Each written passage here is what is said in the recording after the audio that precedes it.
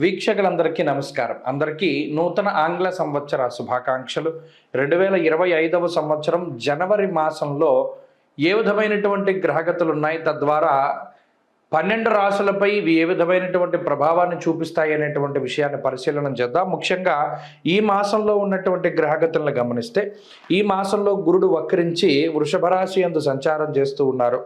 22వ తారీఖు వరకు కర్కాటక రాశి యందు కుజుడు వక్రగతిలో సంచారం చేస్తూ ఉంటే 22 దగ్గర నుండి మిథున రాశిలోకి, అనగా ఇది కుజస్తంభన, ఇది ఆల్మోస్ట్ దాదాపుగా ఏప్రిల్ మేల వరకు ఉంటుంది. కాబట్టి కుజుడు మిథునం కర్కాటకం ఈ రెండు రాశుల మధ్యలోనే సంచారం చేస్తూ ఉంటారు, స్తంభిస్తూ ఉంటారు. అందువల్ల 22వ తారీఖు నుండి మరలా వెనక్కి వెళ్ళి స్తంభిస్తారు. కాబట్టి మిథున రాశిలో ఉన్న ఫలితాలు కుజుడికి వర్తిస్తూ ఉంటాయి. అలాగే కేతు కన్యా రాశి యందు ఈ మాసం ప్రారంభంలో, అనగా 5వ తారీఖు నాడు మూల 1వ పాదంలోకి, అనగా ధను రాశిలోకి బుధుని యొక్క సంచారం ఉంటుంది. ఇక ఈ మాసంలోనే 15వ తారీఖు మకర సంక్రమణం, కాబట్టి అప్పటి నుండి రవి మకర రాశిలో సంచారం చేస్తారు. అలాగే ఈ మాసంలో శుక్రుడు 28వ తారీఖున మీనంలోకి సంచారం చేస్తున్నారు. అప్పటి వరకు శనితో కలిపి శుక్రుడు కుంభంలో ఉంటారు. మీనమందు రాహుగ్రహం సంచారం చేస్తూ ఉన్నారు. ఇది ఈ మాసంలో ఉన్నటువంటి పరిస్థితి. అయితే తెలుగు మాసాలలో చూసుకుంటే ఈ మాసాన్ని పుష్యమాసము అంటారు. పుష్యమాసమునందు ఏ కార్యక్రమాలు చేయాలి, ఏమేమి చేయకూడదు అనేటువంటి విషయాన్ని కూడా మనం తెలుసుకోవాలి. పుష్యమాసంలో గృహప్రవేశాలు, గృహారంభాలు, వివాహాలు లేదా ఏ విధమైనటువంటి శుభ కార్యక్రమానికి సంబంధించినటువంటి పనులు కానీ శుభ కార్యక్రమాలు కానీ చెయ్యరు. దీన్ని శూన్యమాసము అన్నారు.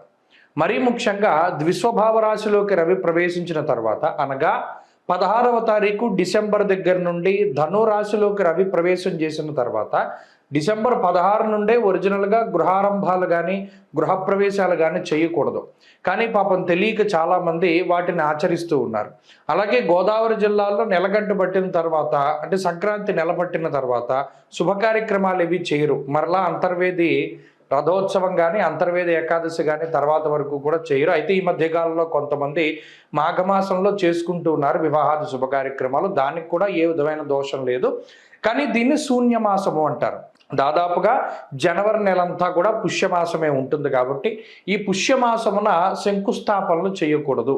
పుష్యే చాగ్ని భయం చేయవ అంటూ ఉన్నది శాస్త్రం. అనగా ఈ మాసంలో ఏదైనా ఒక పని చేస్తే అది అగ్ని సంబంధంగా కాలిపోతుంది, బూడిదైపోతుంది అన్నారు. అందుకనే అసలు ఏ విధమైన శుభ కార్యక్రమాలు చేయకూడదు. ఇది ప్రధానంగా గుర్తుపెట్టుకోవాల్సింది. అలాగే గృహప్రవేశాలు కాదు, ఇంకేవి కూడా కార్యక్రమాలు చేయరు. అందుకనే దీన్ని శూన్యమాసము అన్నారు. అంటే ఈ మాసంలో ఏ విధమైనటువంటి శుభ కార్యక్రమాలు ఉండవు.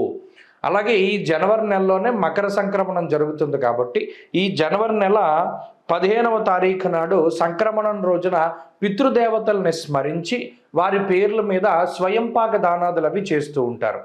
కాబట్టి ఈ సంక్రాంతికి కూడా పంట చేతికి వస్తుంది. కాబట్టి ఆ చేతికి వచ్చినటువంటి పంట ఏదైతే ఉన్నదో దానిలో కొంత భాగం హరిదాసులకి, జంగం వాళ్ళకి, బ్రాహ్మలకి, లేకపోతే ఇంకా రకరకాలైనటువంటి వారు ఎవరైతే పూజనీయులైనటువంటి స్థానాల్లో, అంటే పెద్దల పేర్లు చెప్పిస్తూ ఉంటారు, బియ్యాలు వారికి ఇస్తూ ఉంటారు. వారికి చక్కగా ఈ 15వ తారీఖు నాడు ఇవ్వవచ్చును.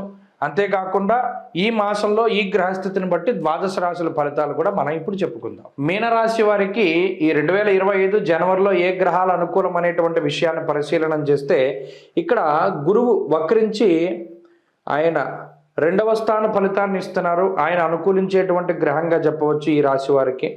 అలాగే రవి, ఎందుకంటే ఆయన లాభస్థాన స్థితి ఫలితాన్ని 15వ తారీఖు దాటిన తర్వాత ఇస్తున్నారు. అది కూడా చాలా గొప్ప విషయము. అలాగే ప్రత్యేకించి ఈ రాశి వారికి ఇక్కడ మైనస్, ఎందుకంటే కుజుడు అర్ధాష్టమ స్థానంలో ఫలితాన్ని ఇస్తున్నారు. అలాగే ఇదొక మైనస్, ఇదొక మైనస్, ఇదొక మైనస్. ప్రత్యేకించి ఇవి కొంత ఎక్కువగా పీడించే గ్రహాలు, అంటే శని కానీ, శుక్రుడు కానీ, రాహువు కానీ, కుజుడు కానీ, ఈ 4 గ్రహాలు మాత్రం ప్రత్యేకించి పీడిస్తూ ఉంటాయి. పీడించడం అంటే ఏంటండి, అంటే వ్యతిరేకత అన్నమాట. వ్యయంలో శని శుక్రుడు కలిసి ఉండడం అన్నది అది దోషం. దానివల్ల ఏంటి, జోదము, వ్యసనములు, స్పెక్యులేషను, ఇలా ఈజీగా డబ్బు సంపాదించాలి అనేటువంటి దాని మీద పెట్టుబడి పెట్టేటువంటి అందరూ కూడా కొంత ఎక్కువ నష్టపోవడానికి అవకాశాన్ని శుక్ర శనేశ్వరులు కల్పిస్తారు.